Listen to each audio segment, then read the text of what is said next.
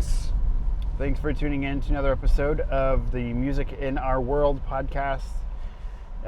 Today I had the privilege to hang out with my friend Bradley Fryou.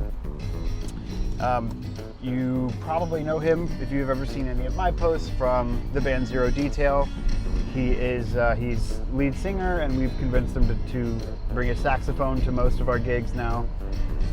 So he's lead vocals and does a pretty significant portion of the songwriting, especially for our newest record. So it's super exciting to have him on. We're actually getting ready to go on tour. The Zero Detail. We're gonna hit a few big cities in Texas and just have a good time. So check out the tour dates there. But Bradley's a super insightful dude. It gets existential.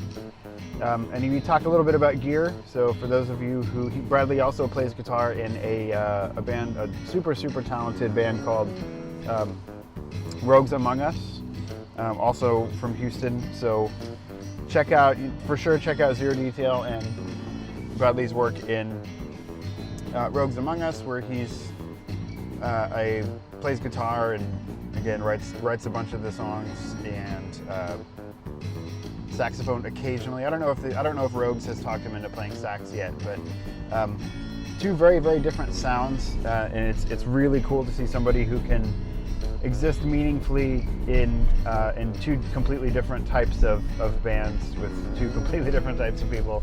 So I had a super fun time. Bradley's a little bit more even keel than I am, so you can kind of tell I bring a lot of energy most of the time, and Bradley's very kind of soft-spoken and just super thoughtful with everything he says. So I hope you enjoy the conversation. Word. What up?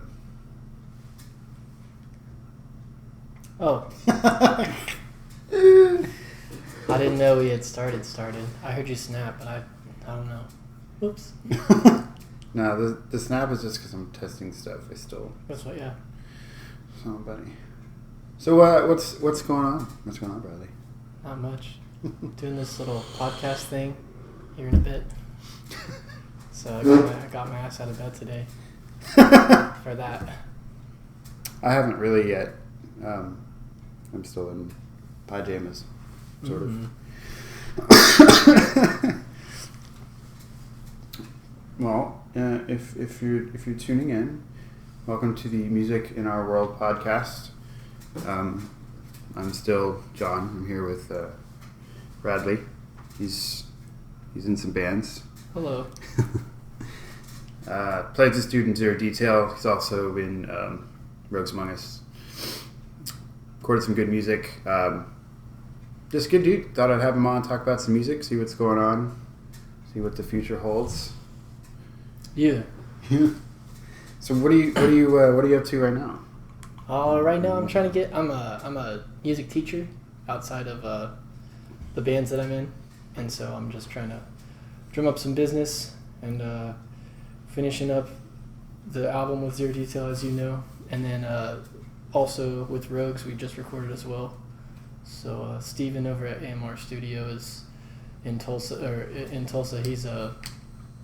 He's mixing our shit and he'll get it to us. And so I'm doing a lot of research right now about like marketing and branding and how to promote your album. And I've been doing some. I had a couple sit down meetings with friends of mine that seem like they have some success in that area. So just been trying to push things forward and get things rolling so we can get it out and get some ears on it. Anything particularly like fascinating or anything that surprised you about like marketing a new record like that? Yeah, I think it's like, obviously I joined bands to be a musician and like to do the music side of stuff, and I've learned a ton along the way about that stuff, which, that's part of what I love music is, there's always something new to learn, whether it's like your actual skill on an instrument or developing your ears or whatever. So marketing, it's totally not the artist side of things, but it's interesting in a lot of the same ways. There's a lot of creative aspects to it that it's just a different way of thinking. So it's pretty cool, interesting for sure. Not my favorite thing to do, but but it's still interesting, like I said. So can't hate it, Are you like a social media person? Do you do your own stuff? Or? I try. A lot of what I'm having trouble with, which I probably shouldn't talk about, my flaws and stuff, but that's all I really see, so fuck it. My Instagram page, right now I'm trying to, I just recently got like a business account so I can see my metrics and stuff. So that's really interesting, like seeing who's actually paying attention, who, what am I doing right, what am I doing wrong on there. You can see a lot of that and where people are that are watching my shit. And right now I'm trying to establish value for other people, because it's hard to think from someone else's perspective. What do they want to see from me? You know what I mean? Yeah. So trying to, obviously I want to be genuine, but I would like to grow the people that are paying attention to what I'm doing. And so part of that's thinking about like, what can I put out? What do I have that other people would find interesting and entertaining? And so that's difficult, but for sure, interesting. Especially if you do more than one thing. Yeah. Like I mean, I gig and I arrange and I compose and I teach, and I've run into that all the time. Like, well, what? Are people going to want to see someone playing drums more than they're going to want to see somebody writing a percussion ensemble, or somebody singing rather than arranging stand tunes for their marching band? Like, have you thought to go at it from like teacher or guitar player or lead singer? Or what? I have not. I don't really identify as one thing, so that's probably why I haven't even thought about that, to be honest. The teaching thing I stay away from because I don't want my students on there. Like I don't want to have a picture of me holding a beer and then my 6th grade students see that, that doesn't feel like something that should happen. And there's also a lot of fear from me about, getting in trouble unnecessarily for something like that. So I try to stay away from that, but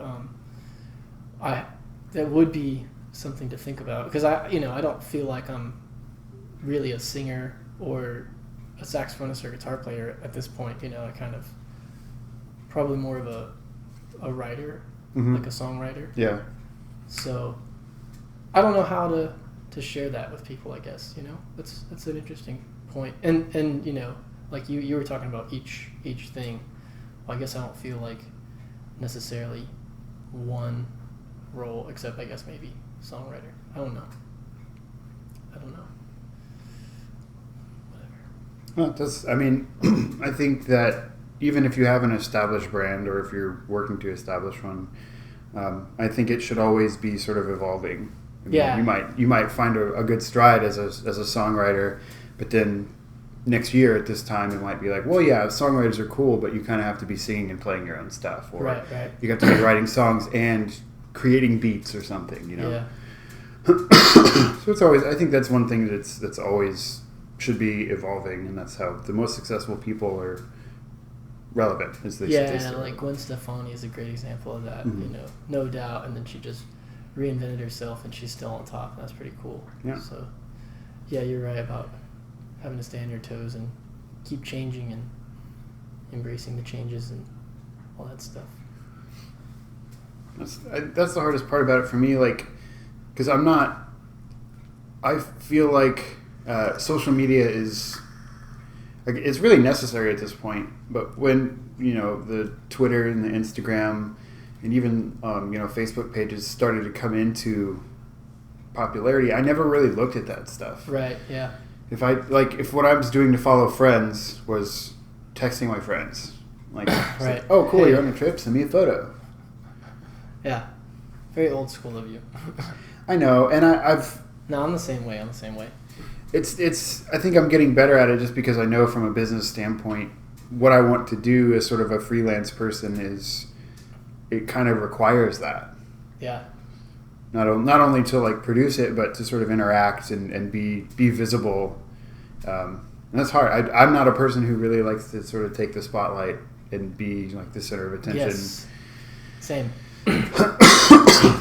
Same. Definitely, I definitely identify with that. That's interesting. So how did I think I know we did a zero detail episode, but I'm curious how did they talk you into being lead singer?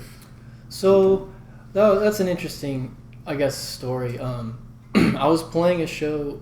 Mark from Rogues Among Us. Mark. He and I would go around and do. Before Rogues Among Us, I had never played in front of people on guitar. I did saxophone a lot, but that was like classical saxophone and band, not versus a band, which is very different. But so I would play around town with Mark, and one of the places we played at was called Black Dog Records, and they did this really cool thing. I love beer, so I was super into it. They they did like a free beer Saturday, and they invited you into the record shop. They had a couple live acts perform, and you get free beer. And so it's just to encourage visibility for them, and to support the live music scene in Houston, and kind of get music people in their doors, Mm-hmm. So Mark and I did one show there where some of my friends showed up, and I had seen this particular friend, Taylor, playing guitar on Snapchat. I didn't even know he played guitar. I've known him since late high school, maybe early college, so like 18 to 20, somewhere in there. So probably about maybe, yeah, so I'd known him for a while, let's just say that. And so he was one of the people that ended up showing up, and he brought Matt and Alex, who are the bassist and guitarists for Zero Detail, and they said that they were trying to start a band, or Taylor told me that they were trying to start a band and they were looking for a vocalist. So Taylor's calling me right now. Speak of the devil. Shit, that's crazy. So they were trying to start a band, and I initially volunteered because that role, the lead singer role, just what we were talking about a second ago, like we're not the center of attention people, right? Mm-hmm. Well, I wanted to push myself to, I think feeling uncomfortable is a really important part of, everything you do, growing, right? So I tell my students that all the time. So I took this opportunity to go like audition for them and be the center of attention, and I still sometimes hate it on stage. It's really it's just not my, I'm not comfortable being the focus of things, and I still have a lot of work to do in that front, but that's why I joined the band, is to be pushed, and it ended up helping me in a lot of other ways too. The songwriting thing, I think the first album with Zero Detail, I think you can even hear it on the album. The songwriting that I was doing was like not great, and then I hit this one song called Bender's Agenda, and I really figured out like how it works, how to tell a story and then write a clean hook that's catchy, and so a lot of what I did on that album is they'd like record parts and I'd chop them up, or they'd record a whole song and I'd chop it up and sometimes like delete big sections and then write stuff over it, because I think there's a very distinct format to a good, almost any piece of art that takes place through time. It happens with like the 3/4 climax or the golden ratio or whatever you want to call it. Is around 3/4. There's either a climax or an anticlimax, and that's even like literature. I know most of the people listening, if you're not familiar with the 3/4 climax, think back to like elementary, middle school, like language arts. There's like, for a story, you have the exposition, the rising action, climax, falling action, resolution, right? Mm-hmm. Well, that's set up in the 3/4 climax essentially, and that climax, the third segment of that little graph is where in a song, the bridge would happen, or Mm-hmm. or something like that, right? Or maybe a musical breakdown if you're listening to something a little more intense than like pop. Mm-hmm. So I was trying to get that. That's why I cut those tracks up, and then that really helped me learn to write. So that's why I joined, and that's where it took me.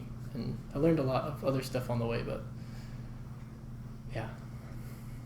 I mean, I think it's working out. I guess people like to come and see us, but just as from like a personal growth standpoint, one of the things that I kind of learned as a teacher was you can be good at something even if you're sort of not comfortable doing it. So, like, I was used to being like a marching band tech, and I would be in front of 5 or 6 people at a time, and then I would kind of go away, and then the kids did their thing. But when I was, a full-time like middle school and high school band director, if I'm conducting a band, first of all, every day in rehearsal, I'm in front of now 40 people. Right. And then if I'm at a concert and I'm announcing the concert in front of 40 people, and then on the other side of me, facing me, are 100 people in the audience.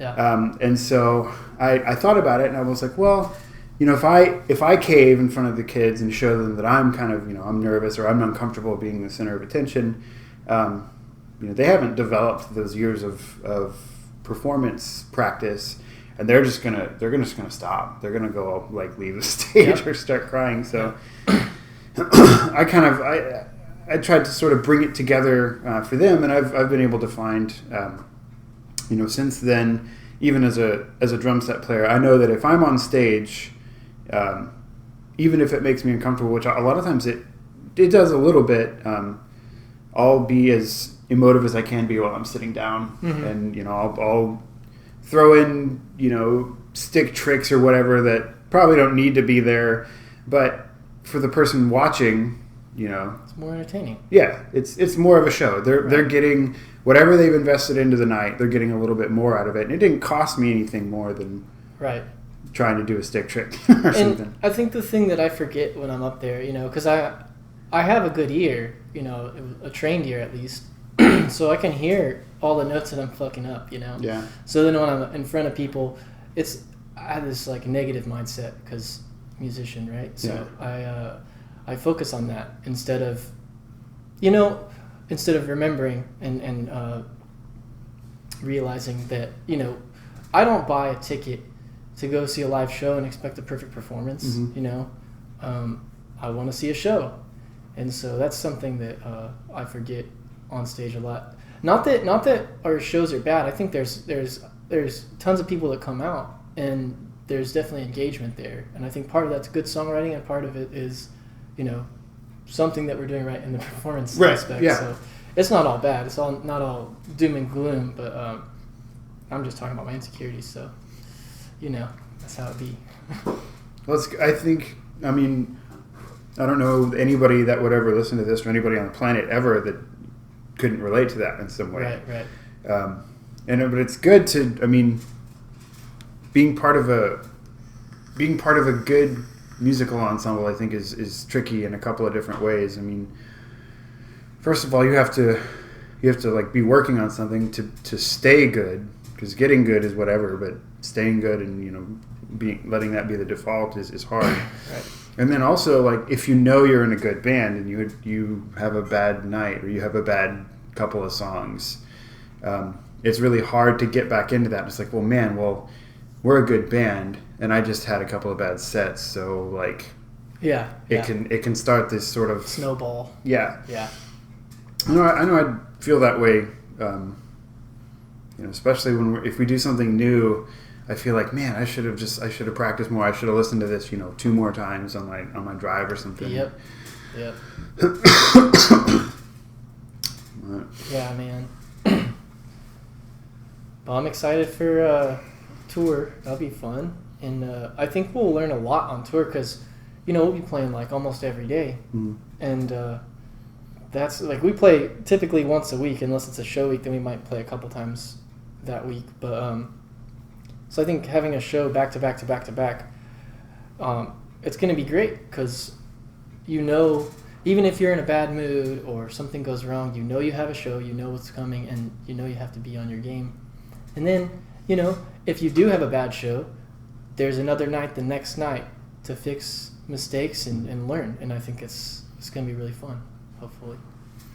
That's my experience with going on tour is very much that way, especially if when I was doing tours with a country band, it was like we drive 6 hours from home and then we're at our first show and then we play a show and then we wake up at 4 a.m. and drive 8 more hours to the next leg of the tour and play another show and another bar, and it's physically pretty tricky, just especially if you're in like a cramped space or whatever, but the relaxing part about it is like you kind of know what the end of your day is going to bring, and especially like if you're in performance mode, like having a completely clear schedule up to that point, other than like driving, maybe food or whatever. But that's something that's hard to relate to people that aren't like sort of professional musicians, like people that kind of play at it for like a hobby kind of thing. Like, I mean, the other dudes in the band, they've got like day jobs and stuff. So yeah. it's gonna be I think a culture shock for them, but I think we'll all kind of be able to take an easier breath about it. Yeah. Just get to chill and play music and have a good time and I went on tour with Rogues, and that was kind of a disaster. And it was very much like your country band experience. There's these huge drives. But I think this tour, it's going to be in Texas, right? So max will drive 4 hours in one day. So that'll be super nice, I think that'll be really refreshing. We'll get time to like chill and rest before shows, and it should be really cool. But I agree about the what you were talking about, culture shock for them. But I think we're all going to experience some kind of oh shit moments, and learning and growth and all that stuff, which is the whole fucking point.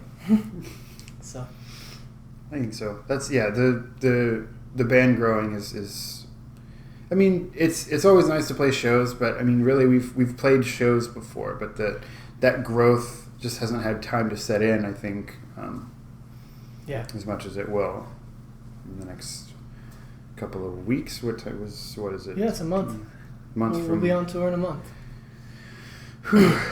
So when this comes out, we may either already be on tour or getting ready to load up and head out. But as a sort of other or fellow creative person, I'm always curious to hear people's process, and I just kind of I recently recorded, and I think I'll release like next week or something in the next couple of weeks, like a little bit about my process, plus like actually like the gear that I use, just because That's I've got some I like this stuff. I like it contributes to my workflow in a positive way, having stuff I know how it works and can rely on it. But like if you're gonna sit down and like write a song or write a jam or something, what's your process like? Well, it depends, and it depends on a lot of things, because my process was different 5 years ago than it is now. A lot of the songs I wrote for Rogues, I wrote like 4 of the 8 songs out, I think, like something like that. And some of those I had fleshed out into full songs, and then I brought to the band and we reworked them. Like From Within is a good example of that. I had that totally done on my own, and it's pretty similar to the track that's out. But we went in there and we added some style choices. We added this acoustic section. We made some of the hits more interesting in time, less like generic stock rhythms, and more interesting and fun. And I think we added like a 5-bar in there instead of 4. Like typically, for anyone who's not a musician, typically music on the radio is going to be 1, 2, 3, 4. That's how you count it, or 1, 2, 3, 1, 2, 3. But this one we added like a place where there was like 5 instead of 4. But and then songs like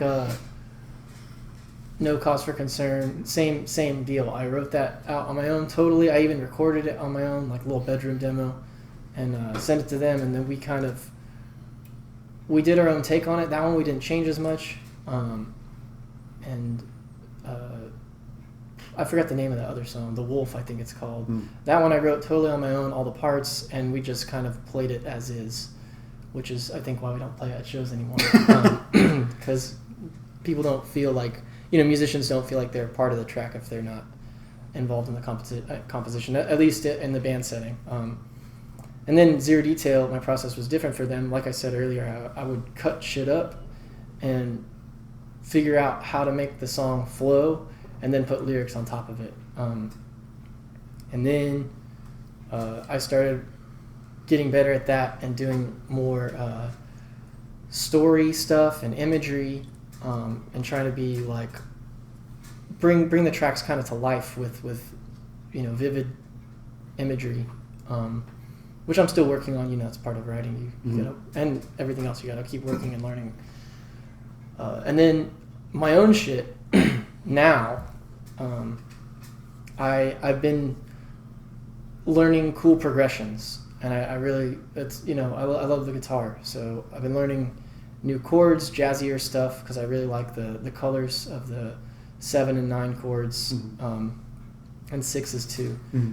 And so I'll learn like a progression, and then I will just keep playing with it, and sometimes I'll come up with a hook over the progression, and sometimes I just come up with a hook on my own, and I'll record it on my phone, and then I'll try to find some chords that go under it really well. So that's how I've been writing my own stuff, which I'm actually going to record here soon, and try to get out soon. Yeah, sweet. A couple months maybe. We'll see. But yeah, that's kind of my process. It's a little bit all over the place, but like we were talking about. We grow and change, so. Well, I think different projects call for different. That's true too. Different timelines and everything like that. Absolutely. Like, if you're doing solo stuff, you can kind of do it however you want. Like no one else is relying on you to provide something. You're not necessarily waiting for anyone else's input, and so, in my compositions that aren't for a specific ensemble, or if I'm just writing like a rock tune or whatever, I'll get kind of experimental. I'm a time signature person. I'm all about like extended harmony, 7ths and 9ths. And what would you say a time signature person is? Like if I write a piece of music right now, if I were to start it, I would feel like I kind of left something out if there was fewer than 5 different unique time signatures. And there's ways to make it work. There's ways to be, I think, kind of hacky at it, and that's the same with anything, like doing something just to say that you did it. But it's sort of a challenge to myself. It's like, well, if I went, say I'm going to write 7/8. I really want to make 7/8 meaningful into what I'm doing. So I'll think about it, and it'll take me a while to get there. And sometimes I can't make 7/8 fit. I'm going to take it out. Or sometimes I'll get it, and I'll be like, oh, it's 2 + 2 + 3, which is 4 + 3, which is 43. There's ways to work it out like that. Right, this is what I'm doing in a percussion ensemble piece right now. But had I not sort of challenged myself to do that, or had I been operating with like more strict parameters, I may not have been able to do that. Yeah. Which is different, because if I am working on another set of parameters, I want to max those parameters out. Yeah. Because someone's like either paying me or someone's giving me a performance. But I think I think your process definitely should change for different circumstances, different projects and stuff. Yeah. The time signature thing, the new Rogue stuff, we just, like I said earlier, we just recorded this album, and I don't think I'm really supposed to say this publicly, but I don't give a fuck. It's a concept album, and we've created this universe. I won't tell you too much about it, because I think Rogues would be salty with me if I did. But we've got this universe set up, and we've got 4 EPs planned, which is just a group of 5 tracks it doesn't necessarily have to be 5, but for us it's going to be 5 tracks. And each of the 5-track EPs are based on one person who lives in this universe, who exists in this universe at this certain time, based on their story. And so this last project that we just finished up, it's going to sound fantastic. It really is. There's a couple tunes. I actually did some like proper composition for that. It was really cool. Robert and I went in the studio in Tulsa with Steven AMR, and the track 3 we it's called The Party. The character is at a party, and there's like a huge shift in the character in that scene. So it was a pretty pivotal track, and we also wanted it to be more accessible to other people than our current market, right? Mm-hmm. So we're balancing like writing for other people, because that's kind of like selling out, which I don't really believe in that term, because the minute you sell anything, you've sold out, right? But right, the minute you change any decision based on a sale, you've sold out, which I think is a silly concept. But I digress. Anyway, I did some composition for that. It was really cool. I improv'd this sax section, and then Robert had this little funky bam bam bam do do do under it on the guitar, and so I learned that guitar part, and I learned my sax line on the guitar. I put it all in MIDI, and then I wrote some horn parts out for it based on like the intervals that were happening and the chords that were happening. So that was pretty fun. But back to the time signature thing, that the next album, or the next EP we're doing, since it's a character story, right? We're following this character, and different things happen, and I think there are a lot of like tools that have connotation in music. Like we were talking in the last rehearsal about a church organ. Yeah. You know, there is a connotation for that sound. If you hear a fucking pipe organ, you think of the fucking Catholic Church, probably.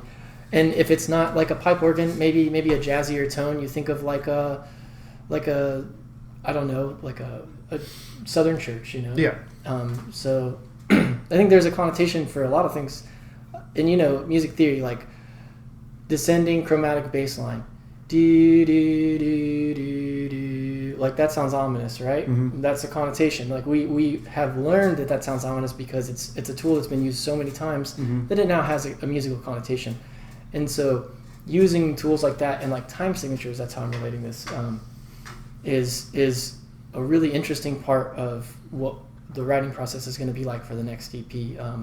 Following these characters' stories, brainstorming different time signatures and musical tools that have their own connotation in order to better paint this picture of the scene, what's happening for the character, either in that moment or in the series of moments that follows, you know, what the character is doing through that, you know, span of time or whatever. Mm-hmm. That's pretty cool.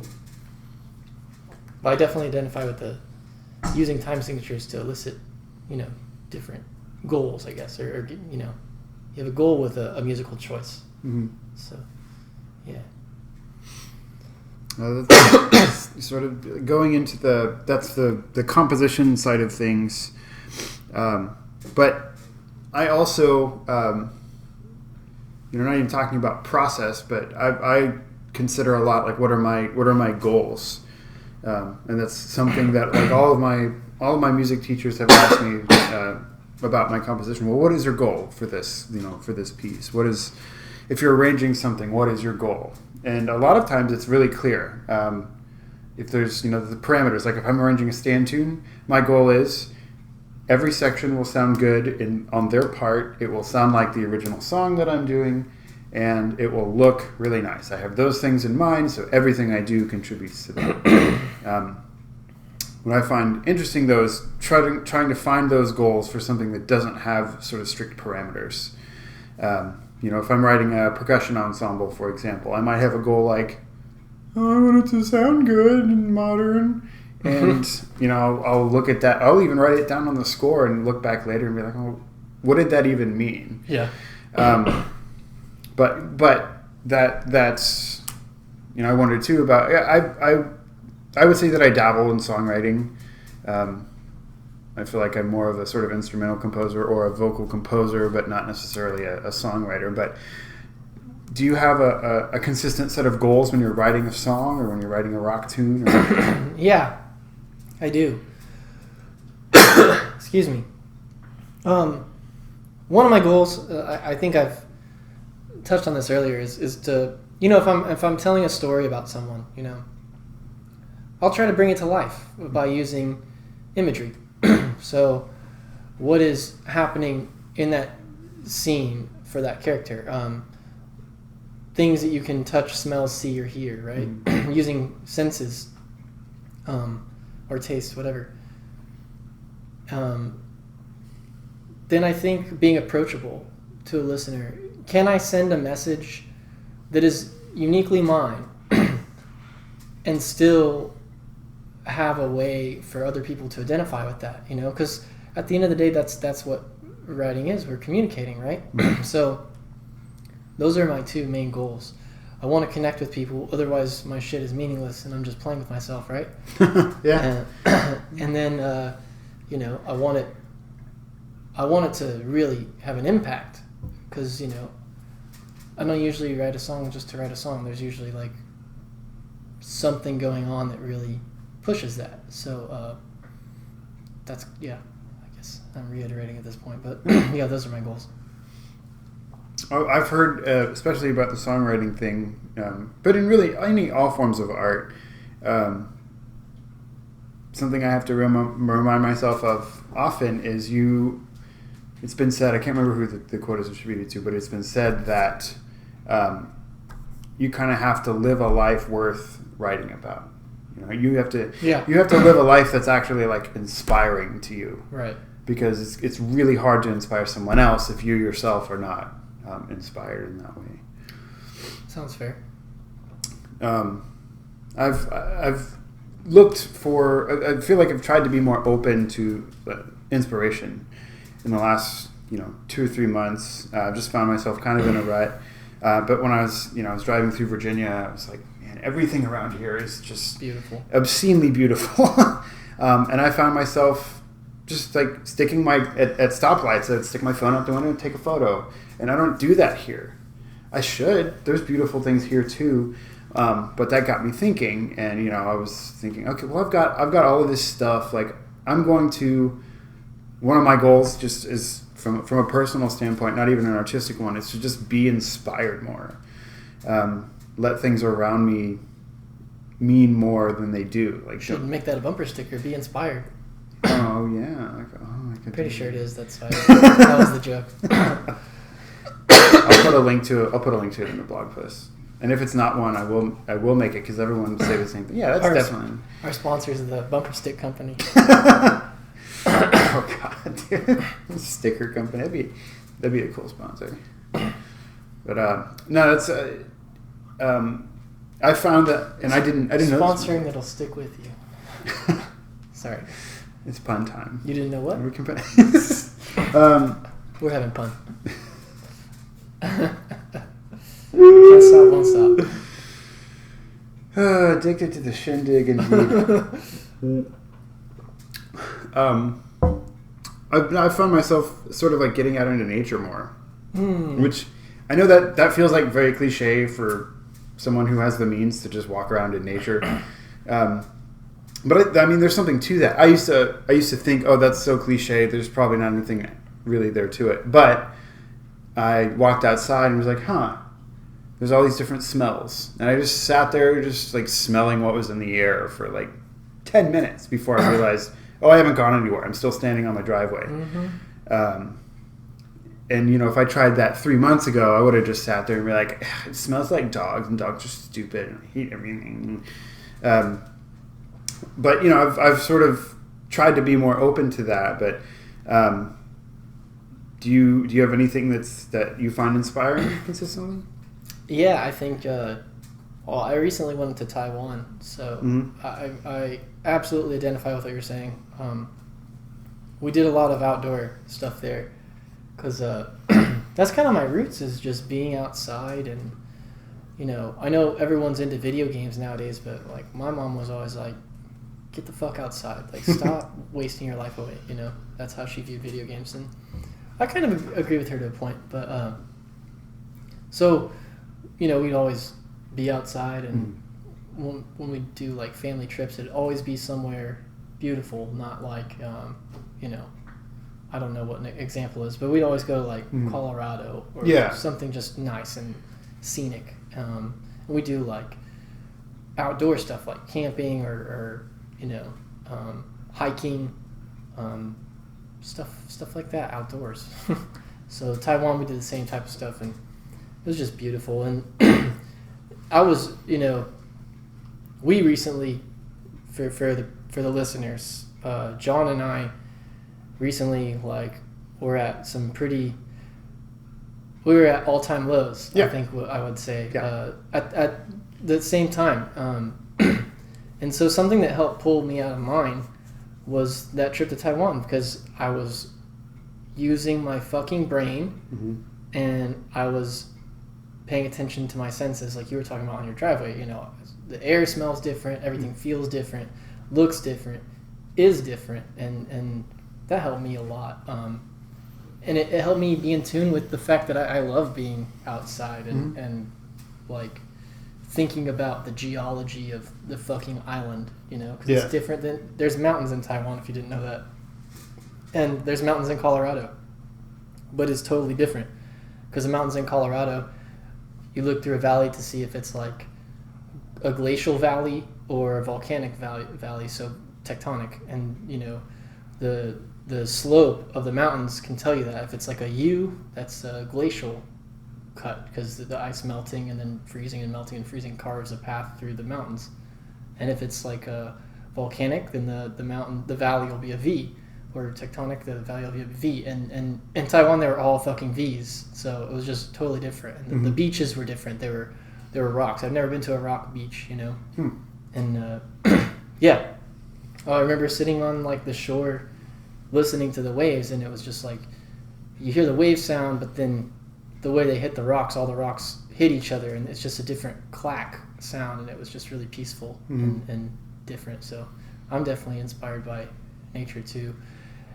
But a lot of my tunes are inspired by intense, dark feelings, and I'm sure you can identify that with that as well. Yeah.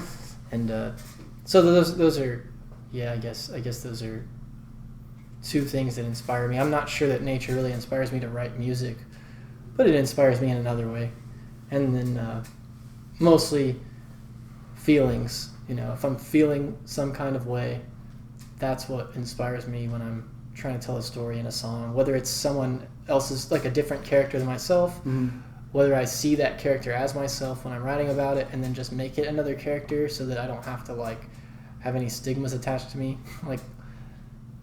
or what have you. It didn't, it's all about painting a picture with your words and melodies. So that's I mean, finding inspiration, I don't think necessarily has to directly influence or create art, but I think it helps at least in a secondary thing. I agree, because if you feel different, you write different. Yeah. So inspiration is inspiration. Doesn't really, I think it's all a big Venn diagram. Not like, just because I'm inspired by nature doesn't necessarily mean I write about nature, but it probably impacts the way I write. Right.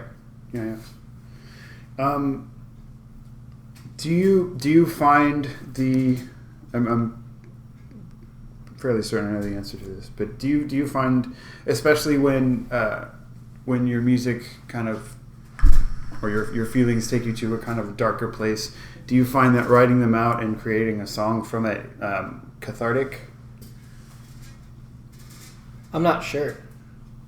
I'm a little neurotic and over analytical, so whenever I write something, whenever I do anything, I have two voices in my head, and one is like, this is why I'm doing this, and the other is like, is it really though?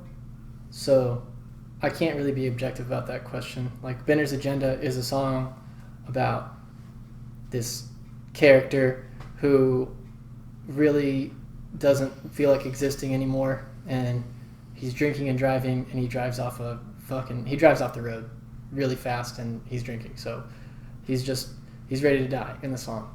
And I've definitely felt like that a lot, but I don't know if I wrote that song and felt catharsis or was looking for attention, because those are, you know, those are the, like, those two voices in my head. One's telling me this is who I am, and then the other voice is telling me, wait, is it really?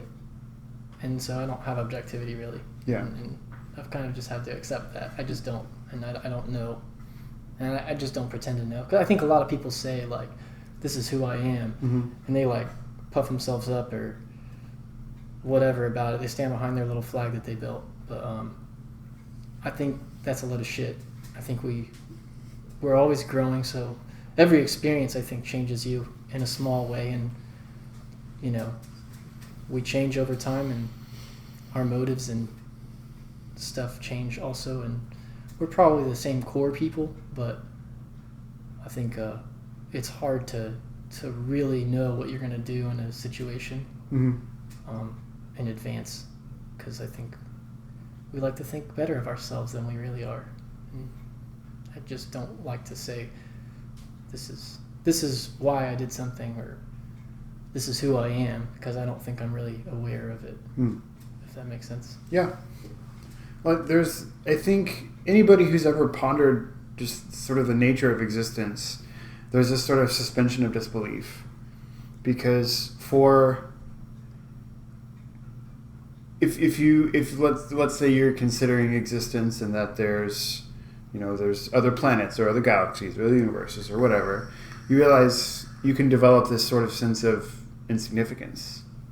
But then if you try to live your daily life in that same mindset, you wouldn't be able to complete an entire day. So you have to be like, okay, maybe in the grand scheme of things, if I zoom out 15 times, I may be insignificant, I may be fleeting or whatever. But in day-to-day life, you have to get through the day, and I think to accomplish any goals, you have to be like, okay, I'm good enough to accomplish this goal. I matter enough to at least attempt this task. Or what's helped me, because I consider existential things a lot. What helps me is, well, there's people that know me, that whether or not I even speak to them today, they want me to feel important, and that makes them feel better. So I will try to force my way into that, even when I'm like, the universe. Yeah, I actually, I think I can recite this song. It was super meaningful to me for a long time. I don't remember what it's called, but it's by this artist called Tom Scott from New Zealand. He's kind of a rapper. He's in a couple groups. I think Homebrew Crew is the person, or the group that wrote this one. He's also in At Peace. They're fantastic. They're kind of like prog rap. They have like a lot of jazzy samples, I guess, or musicality, and then it's like rap. And he's a great storyteller, in my opinion. So it's like if there isn't even a reason for being born, then life's even more important than it seemed before. So like the insignificance that you were talking about earlier, I think can give you significance, because like, I don't know, I like that lyric. It meant a lot to me. Maybe it's bullshit, but I think it's healthy to have both perspectives. Yeah, for sure. Yeah. Well, and that's, I don't know, I think it's good to sort of question those things, question existence. But if you're going to do that, if you're going to put yourself in that sort of, if you feel that moral obligation to question existence, you should also feel morally obligated to serve whatever your opinion of yourself is, and serve the others around you by still trying to, live your best life, or serve others, or not let like the nihilistic idea guide everything. I consider myself a bit of a nihilist, but in so much as, what a lot of times shakes me out is there's 5 stupid dogs that I live with. And I look down at this dog and think, man, the world is just such a garbage place. And then I have a Pomeranian, and he'll spin around 3 times, and I'm like, but who cares? there's a fluffy dog here, and the only thing he knows is he's standing in front of me because he wants me to throw him at a couch or whatever. I don't know what dogs want. But that's one of those things that a lot of times will sort of bring me out, or a cat knocking something off the table. I'm like, well, yeah, there's existential things to be concerned about, but also there's a cat in front of me trying to kill me or destroy my things. So this animals bring me back in, I guess, is the point of that. But Yeah. but I think it's important to question existence and why, or why not. Because that's another good question about the way things are. Is why are they not different? Why are they not this way? That sort of thing. Well, so I'm always curious, especially with guitar players, and it's taken a little bit of different direction. Okay. I am curious. Do you have any gear that you're particularly proud of that you use, like a guitar or an amp or a set of pedals or anything? I wouldn't. This is a semantic, I guess, discrepancy, but I wouldn't say I'm proud of anything that I have, but I am fond of some of the gear that I have. Yeah. I use a Fender Hot Rod Deluxe amp. I really like the tone. It's something I'm probably gonna change out pretty soon. I've had it for forever, and I've never changed the tubes in it. And there's this humming. Maybe it needs to change the tubes, or maybe it just has a hum. But I probably need to get rid of that. Some of my pedals I fucking love. I got the Rainbow Machine by Earthquaker Devices, and that is a noisemaker. It's like some alien shit. I love it. I got the MXR Carbon Copy delay pedal, and that thing is super fun too. I use the shit out of that. And I recently bought my first new guitar. I have bought a guitar before, but it was I got a third of the price. I got it for a third of the price because it was my friend's used guitar, I love that thing. It's like a semi-hollow body Schecter. Plays great, sounds great. Has a little bit of trouble cutting through the mix because it's a semi-hollow. So I upgraded and I got a PRS. It's my first PRS. Oh, right on. And it's got a coil tap, so you can, if you don't know what that means, it's basically one of the volume knobs on the guitar. The guitar, you play the strings, and then the pickups sense the vibrations, and then they change that into a signal, and that signal goes through your amp, and the amp amplifies the signal and projects it. So the pickups, there's several different kinds. It's kind of like microphones, everybody likes a different thing. There's different brands that people like and all that shit. So this one is a single coil, which usually it's a brighter, thinner tone to me. Pretty crispy, great for really clean stuff, and cutting through a mix. And then the other one is it's either a double coil or a humbucker. I'm not even sure if I know the fucking difference of that. If that is different, I'm not sure, but it's probably double coil, because when you pull the coil tap, it changes the double into a single. So the double is beefier. I like that better because it's there's more low end and less bright high tones. So the coil tap's really cool because I can change it to this kind of jazzy beefy tone to kind of a really thin clean, or a piercing, if I have distortion on, a piercing lead tone. And then I have this fuzz pedal that I really like as well. That's a Zevex Fuzz Factory. And that thing is mean. One little tweak of the knob and it changes the whole thing. It's crazy. There's 6 knobs, I think. So you change a little bit and it changes your tone a lot. And I like that thing. It's the downside is that you have to fucking know it to get the tones you want. But the upside is that there's a lot of different settings you can get out of it. So that's my gear that I am really fond of right now. And then I also have an old acoustic guitar that's a piece of shit, but I love that thing. Just a great guitar I bought it to, go camping and Yeah. fucking, it gets beat up or dirty, and I don't care. So Yeah. it's cool. It's just been with me a long time, so I love it. And then I have some saxophones too. I have my Series 2 Selmer. That's my little baby. And then my dad's Mark 6, which is pretty valuable from what I understand. And it's really beautiful because it's like this, saxophone's kind of a gold color. Well, this is almost brown. It's like this really dark color. And Mark 6s are revered for their like tone for some reason. I don't know. I don't play enough jazz to understand, but I'm trying to get on there. But that saxophone's really cool. I need to get it repaired. David Shepard is who I want to go to, but I got to save up for that shit. David Shepard, I don't know if you know of him, but he's supposed to be like the deal for saxophone repair in Houston. Really? Yeah, Pluggy was always mentioning him. Oh, cool. That's always good to keep in mind, because some of I have other sax students at the place I teach, and and also if anyone is curious about like saxophone repair, you can follow David Shepard on Instagram. I think his name is Horndoc, HORNDOC. And he has some really cool videos. He plays in some of them, and some of them are just photos of repair work that he's doing. I think it's interesting. I don't know, but I'm a nerd, so who knows? I think it's worth checking out.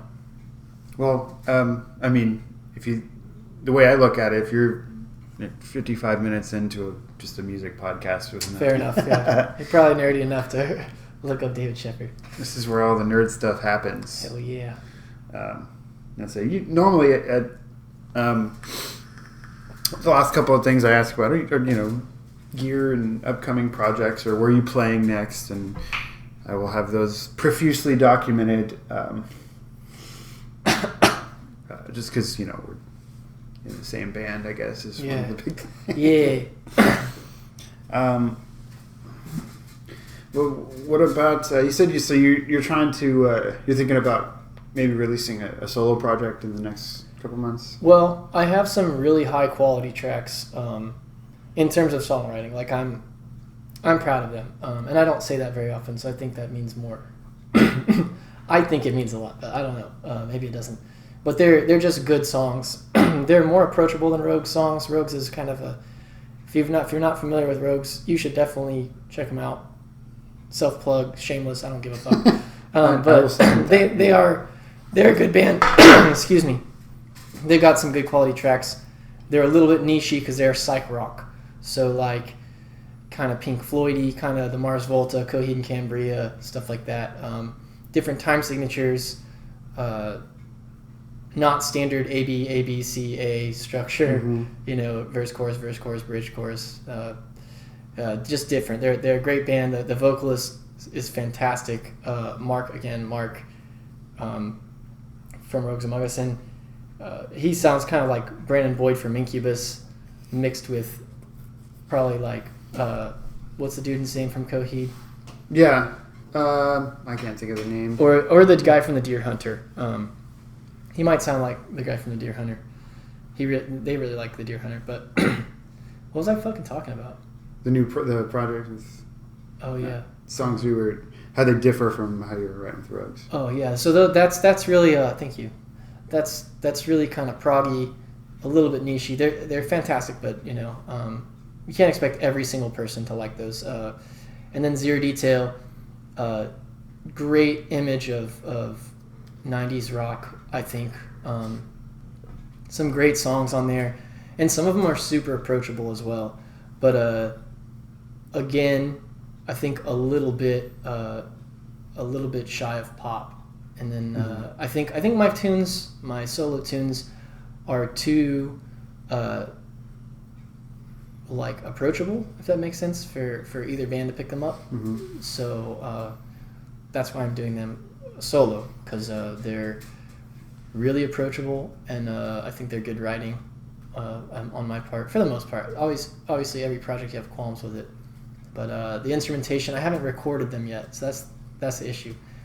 Right now, I'm working on my voice. I don't really know my voice that well because I'm not a fucking singer.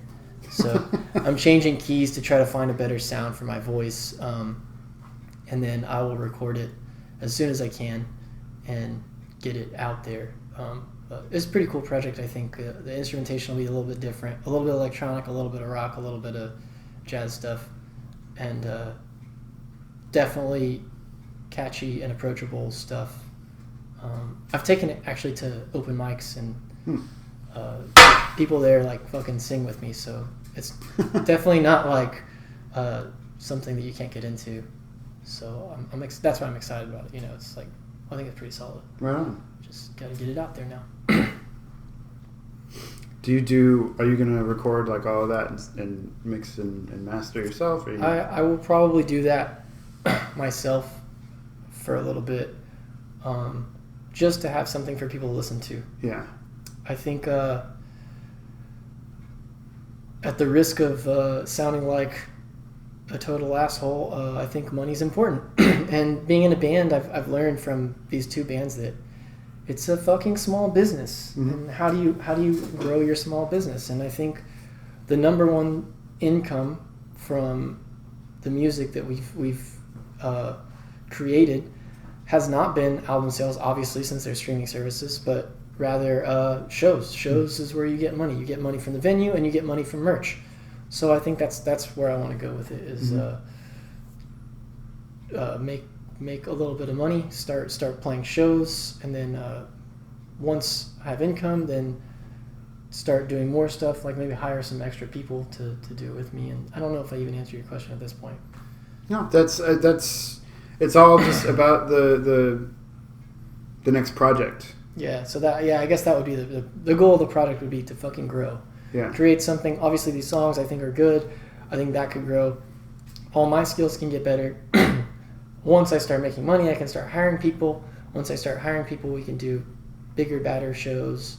And that makes me versatile too, because I can do my own thing if I need to, or I can have other musicians, and obviously merch and marketing and videos and all that shit. You have to have income to do that. So I think that's obviously number one is always going to be the art, but after that, money does matter, because if you want your art to mean something, then it's going to cost you. Yeah. And it's kind of tragic that way, that's the way the world seems to work, but I mean, that's how it is, so that's what my goals are, Yeah.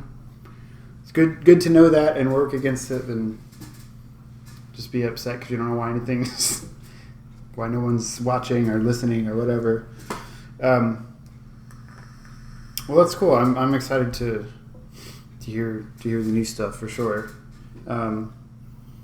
Yeah, I mean, I will definitely sort of sing. I just wanted to mention Steven a little bit, since we've recorded with him. He's been super, super helpful with us. And I think he's definitely worth what we're paying him for the work he does, and the patience that he's shown us. And no shit. Dude literally put us up in his crib, and he had a bunch of like smelly dudes just coming and like bumming out in his studio. But it's magic. The dude's magic. He really is. Sounds good. I've learned a lot from being just in the same room with him. Like, my ears have developed in a way that, I went to music school because I wanted to get better as a musician, and my ears developed there. But being in the studio with Steven, it was a totally different way that my ears developed. Like, watching him do different effects and how sounds look on a graph, high ends and low ends and where everything sits, and listening to a track and hearing if something has too much tail on the reverb. I think that's pretty easy. But like an EQ issue versus a volume issue, apparently, like a lot of times when you don't hear enough of something, it's not a fucking volume issue, and that kind of blew my mind. But I learned it's an EQ issue. It's in something else's way. It's not necessarily it's too soft. It's just not bright enough or not beefy enough. And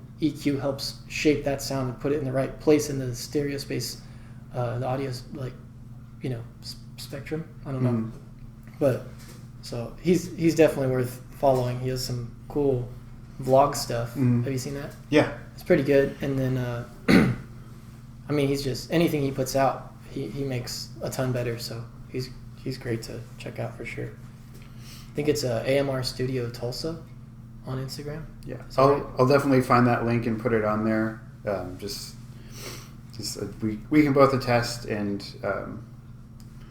I think even he did, because he does recording, and I think he mixes stuff too, and he's got a good network of folks to do like post recording and other post production things. But I just wanted to mention him, and since we were talking a little bit about producing projects and stuff. But so the last thing I think I'm curious. I saw this on a Facebook post, and it's been a really, really interesting thing to me. I'm 30 now, which is not old necessarily, but I've been gigging professionally. I've been a professional musician since I graduated high school at 18. It's 12 years. Enough time has passed to where I've started thinking about a question, and the question I saw was, what advice would you give to yourself, as a 21-year-old or 20-year-old, or what advice would you give to someone else who's thinking about doing the freelancing thing or self-producing, or even someone trying to start a band? Are you asking me? Yeah. Who else would you be asking, I guess? But no, I think I would tell myself, no one gives a fuck. No one cares. So every excuse you make for yourself, I'll do it tomorrow. I'll do it when I have the money. I'll do it X. Mm-hmm. That is an excuse.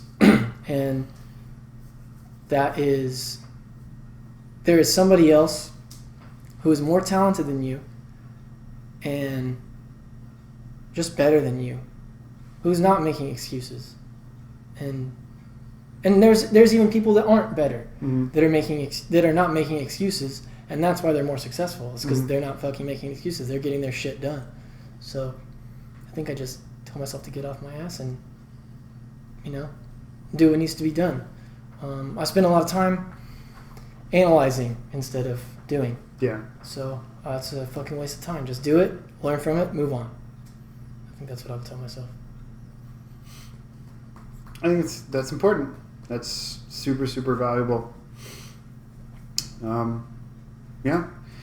I think that's a good place to close, because I took that advice. Because I was doing a podcast. It's kind of a tricky schedule for any of you thinking of starting a podcast in particular. Because anything that involves other people's time, like, you should definitely treat that with reverence. It's not something that you can go into half-assed. But a week ago, I was like, okay, ask these people, find out when they're free, and get them to be where you are so that you can talk to them. And I did that, and you always kind of have to move stuff around for projects like this. But I think it's a good place to close. It's just a very get off your ass, always. Hell yeah. Be doing something, and be getting better at something. Just do it. Nike had it right. Learn the commercial. Okay. Or Shia the beef. Oh man. Just do it. All right. Well, Bradley, thanks for coming to hang out with me and talk. Yeah. Thank you. I'm gonna take a second to plug, if you don't mind. Please. If anyone's still fucking listening to us to just fucking talk about our feelings, make sure you follow our band Zero Detail. We have Instagram and Facebook. Instagram is @ZeroDetailMusic, and that's also our website at zerodetailmusic.com. Not at zerodetailmusic, but zerodetailmusic.com. If you're curious about Rogue's tracks, Rogues Among Us, at Rogues Among Us or roguesamongus.com. Or you can Google us on Google. Rogues Among Us because I'm not sure. It might be roguesamongus.music.com. But Okay. and then my personal handle on Instagram is at Bradley Fyu, as in Fu. Sweet. At Bradley Fu. So yeah, if anything we said holds water, check that shit out, or don't. Please do, and reach out to. I'm at Ornith Music on everything. Follow Bradley, follow me, follow both of our bands, and if we release a song and you like it, like fucking tell us, like. Hell yeah, and tell other people too. Yeah. That's And if you, it's the same thing. If you like this podcast, if you think we brought up good ideas, or even if you just like, yeah, word, I relate to that. That helps. That's really cool. It's we reach someone. And it means a lot to us too, or for the podcast for you. Yeah, for sure. Because we put work into our art, so it's nice to know that it's appreciated. For sure. All right. Well, until next time, my name is John Patty, and y'all be good. Peace.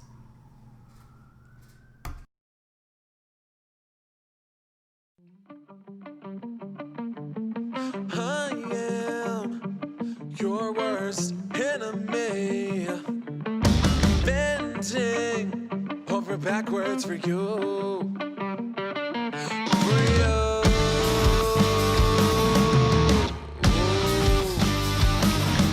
I would give up anything and everything in a heartbeat for you.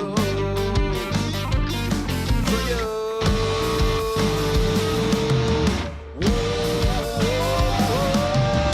Hide from yourself, clear as the night. But feel me that fear, which gives me life. So when you fall, I will be there, silently awaiting your call for me.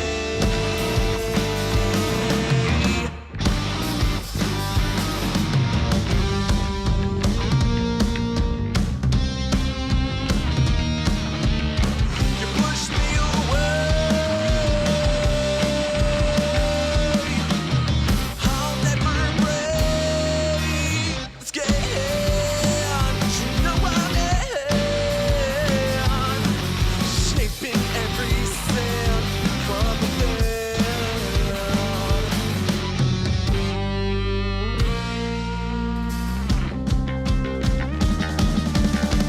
Aguanta tu lengua cuando palabras vayan. Aguanta tu lengua cuando palabras vayan. Aguanta